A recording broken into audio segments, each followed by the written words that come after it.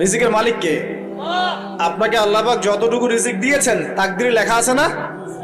তাকদিরে লেখা আছে না? তাকদিরে লেখা আছে যেটা, সেটা কি আপনি না খেয়ে মরবেন নাকি? এটা আপনার তাকদিরে থাকে যে আপনি 50 বছর বাঁচবেন, আর 50 বছরে আপনি 500 মন চাল খাবেন, কথার কথা।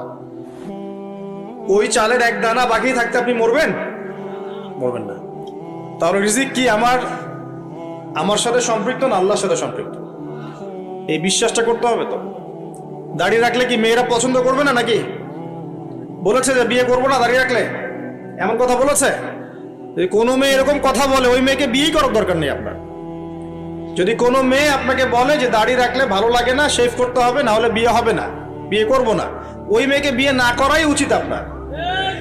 ওর তো মানে আপনাকে বিয়ে করার যোগ্যতাই হয়নি, ওর তো যোগ্যতাই হয়নি আপনাকে বিয়ে করার।